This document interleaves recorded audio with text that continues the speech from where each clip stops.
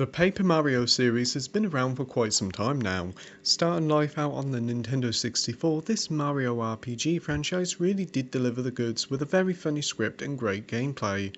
The series eventually spawned a sequel on the GameCube with the much loved A Thousand Year Door, which is highly regarded as the best in the series. Then we had Super Paper Mario, which was pretty good. Then in 2012 the series received its first handheld entry with Sticker Star, a hugely disappointing entry into the series that got rid of a lot of things fans liked.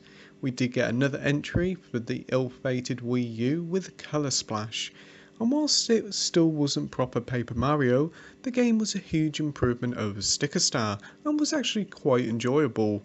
But now the Switch finally gets its own Paper Mario game with the Origami King. Can it move the series forward in a positive way, or will it be too similar to Sticker Star? Let's find out. The whole get-up for the story is Mario and Luigi returns to Peach's castle to find it's pretty much abandoned.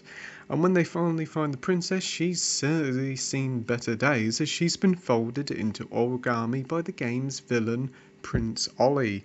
So Mario must team up with Ollie's sister, Olivia, to try and stop him from turning the whole of Mario's world into dreaded origami. It's a daft tale for sure, but these Paper Mario games are well known for their humour, and Origami King offers it up in spades, with plenty of one-liners, funny quips and plenty of Nintendo references to keep you laughing all the way through. It's certainly a title packed to the brim with charm. One thing I do have to comment about is your companion Olivia. She's a wonderful addition to the game. She's constantly cheery and positive, and she is not like Navi or Fee where they are constantly nagging you all the time. Instead, Olivia pops up occasionally when you're struggling in battles, or just to comment on something funny about the environment. She's easily the best character in the game, and I'd love for her to return in a future game. As this is a Paper Mario game, exploration is a big part of it. Instead of focusing on a level by level basis of the previous couple of games, we now have a linear experience separated in several fairly decent sized regions. Early previews did kind of make out this game was going for an open world approach, but that isn't really the case. What we have here is several big regions that you can fully explore one after the other. These areas are actually pretty big and offer some fun exploration. Early areas like the forest is a delight to explore, whilst later ones with a ship brings back memories of the Wind Waker. Later regions are also a highlight of the experience, but I don't want to spoil that for you. Exploration in each area offers a decent amount of things to do, as there's hordes of hidden toads hidden all over the place. These creased up toads are hidden in some very well thought out places. We also have holes in the world that need to be filled up with confetti, and there's also some trophies hidden in chests around the world as well. There's also a decent wealth of minigames for you to try and have a bit of fun with if you wish. On to the combat now, and since Sticker Star in 2012 the series hasn't really been focused on RPG mechanics. It scrapped leveling up mechanics which made battles feel boring and ultimately feels like progression was non-existent in the previous entries. While in Origami King the combat has been spruced up a bit. Each battle has 2 rounds, a ring stage and a battle stage. You start off a battle with Mario in the middle of a huge ring with enemies all over the place. In this ring phase you have a small amount of time to tally up these enemies into small groups so it's easier and quicker to defeat them. You do this by turning circle lanes left or right, or pulling them in and out. It may sound a bit confusing by my description, but rest assured it's pretty easy. When you first start off the game, these ring phases do feel like a rather unique puzzle, but give it a few hours into the game and they become a bit too boring and predictable. Anyway, onto the actual battle phases now, and this is pretty much standard Paper Mario fare. You pick your attack and choose a group of enemies you want to damage first. It's all pretty standard stuff, and it works fine. The battles also change up for the game's many boss battles, and this is where things get interesting. Instead of you being inside the middle of the ring, instead the boss is, and you have to work your way from the outside of the ring to the inside to attack it.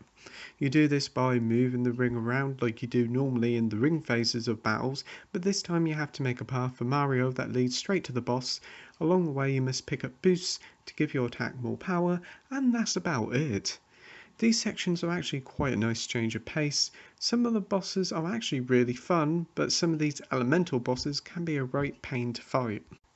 All those toads you find throughout the game's world actually do have their uses here, as you can call upon their help for a cost of a few coins to solve the ring puzzles or give you a little help to defeat enemies causing you a bit of trouble.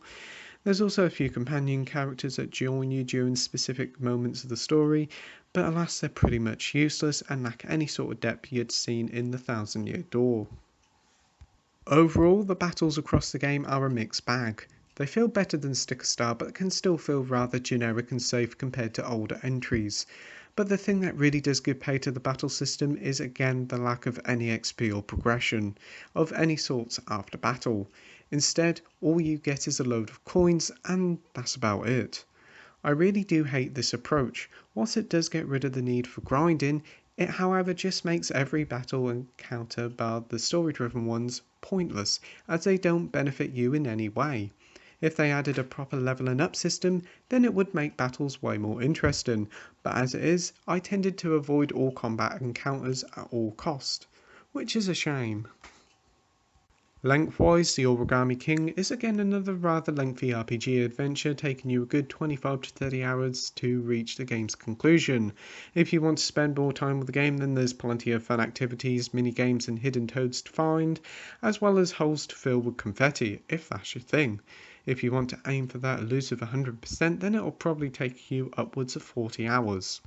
On to the presentation now, and the Origami King looks absolutely beautiful and a huge step up from Colour Splash. The many different regions are well detailed with paper and craft materials, and everything looks bright and colourful.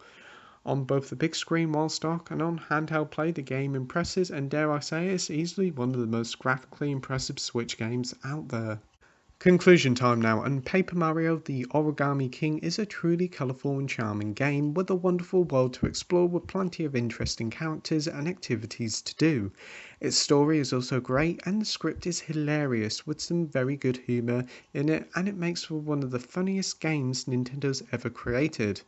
It's just a shame that, again, the combat that lets the whole experience down by being rather boring and pointless due to the lack of XP and the battles themselves feeling a bit bland, but it's still an adventure well worth taking, so with that, I'm giving Paper Mario The Origami King a 7 out of 10 with a title of good.